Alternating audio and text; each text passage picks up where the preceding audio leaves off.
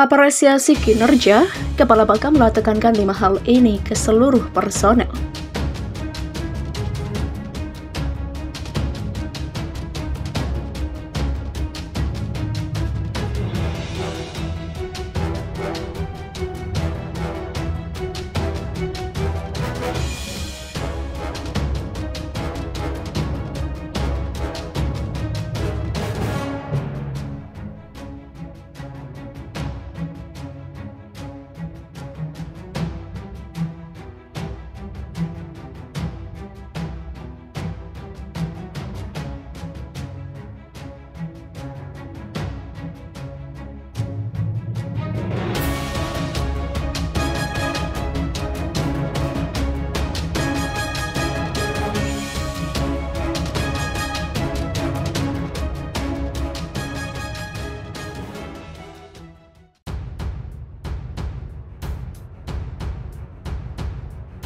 Apresiasi kinerja, Kepala Bakamla tekankan 5 hal ini ke seluruh personel.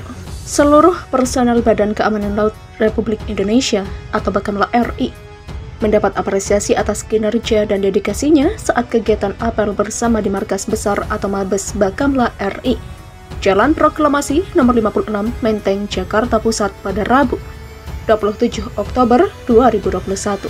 Kepala Bakamla RI Laksdia TNI Aan Kurnia menyampaikan secara langsung arahan, penekanan, serta perintah untuk dilaksanakan oleh seluruh personel Bakamla RI. Namun demikian, tidak dipungkiri suasana kekeluargaan juga kental terasa dalam apel pagi ini. Kegiatan ini juga menjadi wadah untuk menjalin hubungan kerja yang baik antara atasan dengan bawahan. Begitu pula sebaliknya. Saya menyampaikan apresiasi atas dedikasi dan semangat kerja personel yang berperan dalam membawa Bakamla RI menjadi lebih baik dari hari ke hari dan semakin dikenal oleh publik. Demikian ujarnya. Menurutnya, prestasi dan pencapaian kinerja bukan semata-mata hasil orang perorangan, namun merupakan hasil kerja kita bersama. Personel Bakamla RI harus kompeten dan kolaboratif. Kompeten artinya memiliki kapasitas yang handal dalam melaksanakan tugasnya. Sedangkan kolaboratif ialah memiliki sikap kerja sama yang baik dengan semua pihak. Maka dari itu, seluruh personel Bakamla RI harus meningkatkan kompeten dan dapat bekerja secara kolaboratif. Demikian ulasnya. Dia mengatakan bagi personel Bakamla RI diberikan kesempatan untuk melaksanakan pendidikan baik di dalam maupun luar negeri. Saat ini Bakamla RI sudah banyak menerima tawaran pendidikan dari stakeholder dalam maupun luar negeri, seperti dari Australia dan Amerika Serikat. Demikian tambahnya. Pada akhir sambutannya, Laksdia TNI Aan Kurnia menyampaikan 5 penekanan antara lain: 1. Tingkatkan keimanan dan ketakwaan terhadap Tuhan Yang Maha Esa. 2. Tingkatkan kompetensi dan sikap kolaboratif diri dan satuan kerja agar mampu memberikan peran penting terhadap kinerja organisasi. 3. Laksanakan pembenahan sikap, cara kerja dan lingkungan kerja agar dapat menopang upaya untuk mewujudkan kinerja dan akuntabilitas yang ditargetkan. 4. Patuhi protokol kesehatan, jaga diri, keluarga, dan lingkungan dari resiko penyebaran dan penularan COVID-19. 5. Tingkatkan loyalitas dan profesionalisme sebagai pegawai pemerintah yang memiliki kewajiban untuk menjalankan program-program pemerintah yang telah ditetapkan. Mengakhiri apel bersama, Laksdia TNI Dr. Aan Kurnia mengajak seluruh personel Bakamla RI untuk lesehan sembari sarapan pagi bersama di lapangan apel Mabes Bakamla RI. Laut Cina Selatan kembali menegang pasca munculnya rencana pengerahan kapal induk terbaru Inggris ke Laut Cina Selatan yang diklaim Cina. Kapal perang induk dengan nama HMS Queen Elizabeth tersebut direncanakan akan menjalani misi operasional pertamanya di perairan Laut Cina Selatan. Sebelumnya, Amerika Serikat juga telah mengirimkan 2 kapal induknya, USS Nimitz dan USS Ronald Reagan, ke Laut Cina Selatan untuk menjalani latihan tempur. Tak cuma 2 kapal induk, Angkatan Laut Amerika Serikat juga mengerahkan 2 kapal penjelajah dan 2 kapal perusak dalam latihan yang digelar pada pertengahan 2020.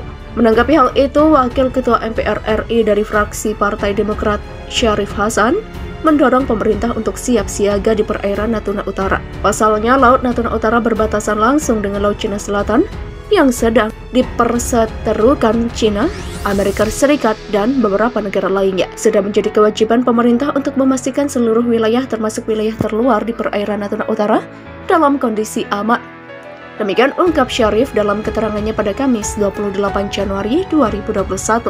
Anggota Komisi 1 yang membidangi luar negeri ini menyebutkan jika kondisi ini terus-menerus terjadi, maka akan ada potensi perang terbuka di Laut Cina Selatan. Kita harus terus berjaga-jaga karena jika terjadi perang terbuka, maka seluruh wilayah Asia Tenggara akan merasakan dampaknya. Demikian terangnya. Perseteruan ini tidak boleh dianggap remeh. Cina yang membuat klaim sepihak terhadap Laut Cina Selatan berdasarkan 9 garis putus-putus, menyebabkan Amerika Serikat dan Inggris juga turut ikut campur.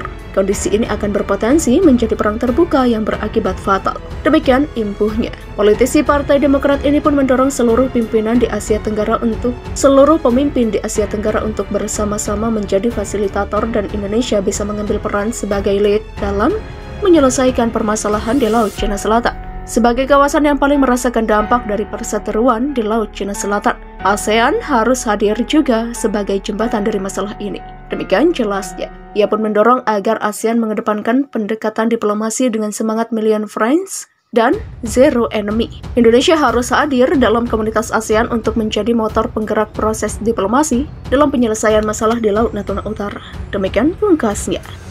Sudah dicoba dan bisa menjangkau daratan manapun di Cina. Inilah rudal nuklir yang diciptakan untuk mengancam Cina. Bagaimana kehebatannya? Sebagai negara yang memiliki banyak sengketa dengan negara lain, bukan mustahil Cina kerap kali menjadi sasaran. Kali ini sebuah senjata yang diproyeksikan bisa menjangkau daratan manapun di Cina diciptakan. Menurut Times of World, pada Rabu 27 Oktober 2021, senjata ini telah diuji coba dan hasilnya mampu menjangkau daratan manapun di Cina. Rudal yang membawa hulu ledak nuklir ini adalah senjata terbaru milik India. Rudal tersebut yang baru saja diuji coba oleh militer Indonesia menurut laporan baru-baru ini. Dengan jangkauan 5.000 km baru saja mendarat di Laut Cina Selatan dengan akurasi sangat tinggi. Demikian kata Kementerian Pertahanan Indonesia. Menurut Times of World and World Times, uji coba penembakan yang sukses di Natuna untuk pertama kalinya merupakan sinyal sulit bagi Cina, terutama mengingat musim dingin yang akan datang di area Border Actual Control atau LAC.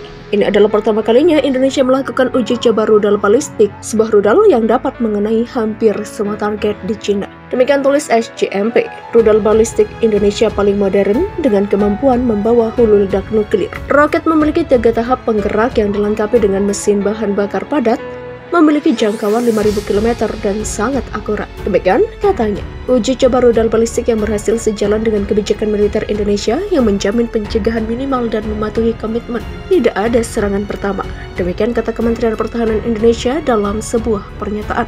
Rudal ini memiliki panjang 17,5 meter, berat 50 ton, dan membawa hulu ledak nuklir seberat 1,5 ton. The Weapons pertama kali diperkenalkan pada tahun 2012 dan menjalani 7 tes sebelum ditugaskan ke Angkatan Strategis Indonesia pada 2018. Oktober 27 adalah pertama kalinya rudal ini diluncurkan. Menurut The Times of World, Indonesia sedang mengerjakan perbaikan untuk membantu dan membawa beberapa hulu ledak nuklir pada saat yang sama dan dapat dipecah untuk menyerang target di lokasi yang berbeda. Persenjataan rudal Beijing diyakini menjadi alasan mengapa Indonesia bergegas untuk meningkatkan sistem senjata dalam beberapa tahun terakhir. Dengan berbagai rudal canggih, Indonesia dapat menyerang di mana saja di Cina, negara tetangga yang dianggap Indonesia sebagai saingan. Tetapi menghalangi Cina dengan rudal adalah cerita yang sama sekali berbeda. Pada awal Oktober, negosiasi antara militer Indonesia dan Cina mengenai penarikan pasukan dari LAC menemui jalan buntu di Natuna. Hal ini membuat ketegangan perbatasan Cina dan Indonesia di Natuna pada musim dingin ini tidak dapat diprediksi. Reaksi tegas AL hadapi agresif Cina di Laut Natuna.